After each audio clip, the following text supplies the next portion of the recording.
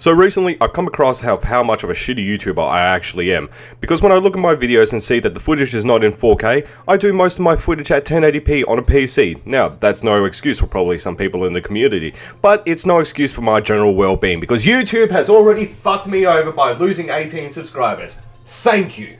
Now today, I thought I'd bring up a bit of a topic for everyone who plays games and just probably enjoys them now and then.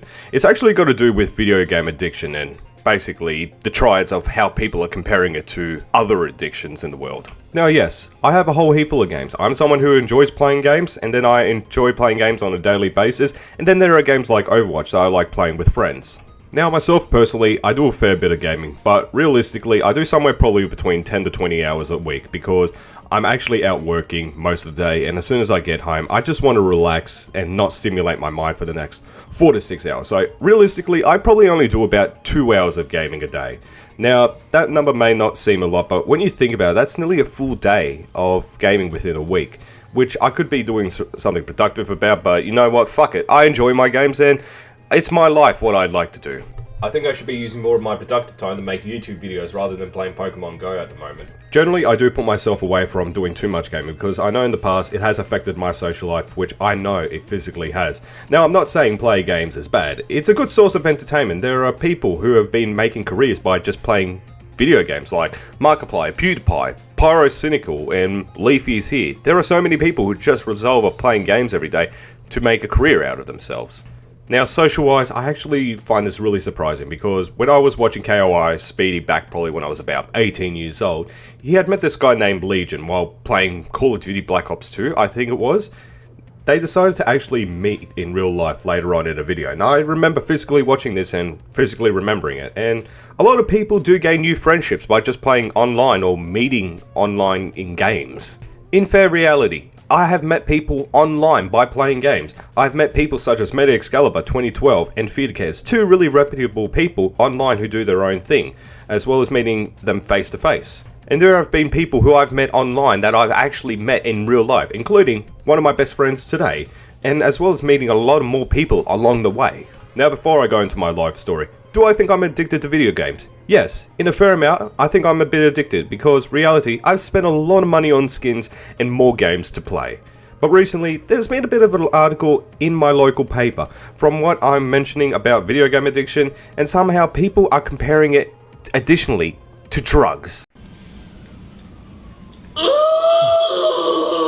And after reading this article, this is actually a really bad way how to compare something, due to the fact that people are comparing technology to an illegal substance which can do a lot more harm, and more of the common ones like as ice or speed. I mean, that's like going ahead and saying that you can go buy a Nerf gun and it's just as bad as owning an assault rifle. Now, one of them's foam bullets, one of them's real bullets. You do the math. Which one kills? Technically both if you're a retard and you swallow the Nerf dart. But realistically, if you shoot someone in the body, which one's going to kill? You do the math.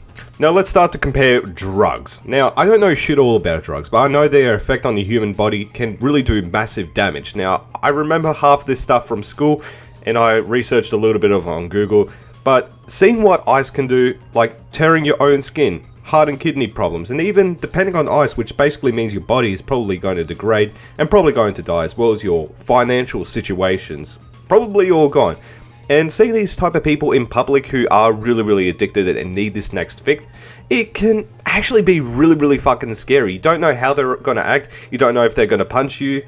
I mean, for people even to say video games is as bad as drugs is really bad. Now, I know there probably are a couple of people who probably crank out about 80 so plus hours a week with gaming. The only thing I personally know that, yeah, it may affect their personal life, but as I mentioned in my quote, these people who play online to meet new people who play the game with them, which I can probably understand. I mean, they're still playing with someone and they're still talking to someone socially.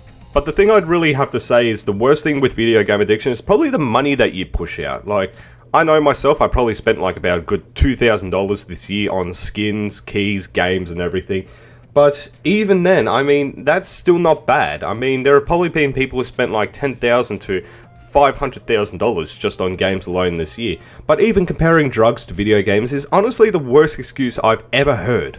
Even though I've heard reports on the news and other YouTube channels of people trying to kill other players because they beat them in the game or smack talk to them, but reality, you probably only hear that once or twice a year about it, and especially when parents hear about this, they get really defensive saying video games are bad, and they really do get so uphill about it, which I can't really understand. While you hear about drugs and how some teenagers are using them or are committed to some sort of crime, such as like murder, rape, or even trading this substance, and the people in the community seem to not give a shit. Probably since it's not their kid doing it, which I can understand, but still, drugs are still fucking bad if that sort of shit happens. Now in conclusion, how can you stop a video game addiction? Well, you can do two things. You can limit yourself by doing something else, like going to the gym for about an hour, and then coming home and playing games for about 2 hours. Or simply, you can go and download Pokemon Go. Just make sure you pack it with a gun because those fucking Zubats are everywhere. So realistically, if people are pointing a gun, then you know they're just trying to shoot the fucking Zubats. They're everywhere, man. Just fucking kill them all. For now, I'm XenoGenic, and I'll see you in the next video.